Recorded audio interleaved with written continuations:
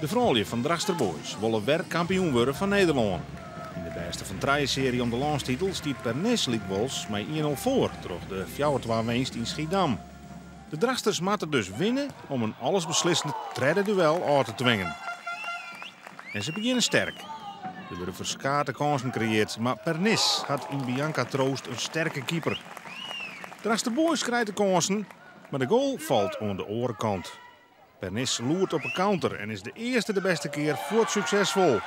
Via de voet van Jessie Prijs is keeper Anna Rijsma kansloos en komen de Schiedammers in de verhouding in op voorsprong. We voetballen hartstikke goed, we creëren veel kansen, maar eigenlijk de verhouding kansen ten opzichte van de goals is gewoon te weinig. Ja, zij krijgen niet eens een kans, ik verander een verrichting en hij valt erin. Ja, dan loop je weer achter de feiten aan, maar we hebben laten zien dat we genoeg kansen kunnen creëren. En als je maar hard genoeg werkt, dan vallen ze vanzelf. En dat nog blikken. Vlak voor het skoft liet Esther van Toledo het thuispubliek dan toch juichen. Zij maakt de liekmakker in. En Drachten zet terug. Binnen een oorlogminuut na het skoft maakt het Anita Vellema de 2-1. En de genadeklap komt van onvierder Jessie Prijs. Met een bikkelhut schot stelt ze de overwinning veilig. Takkenvreed valt de beslissing over de titel.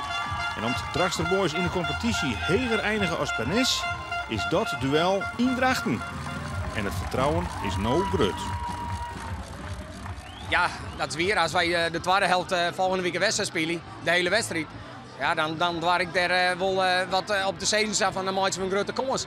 Maar ja, volgende week is volgende week en dat is weer een hele hoge wedstrijd. Ja, het zou fantastisch zijn als we met dit mooie publiek gewoon thuis kampioen mogen worden. En ik heb er alle vertrouwen in.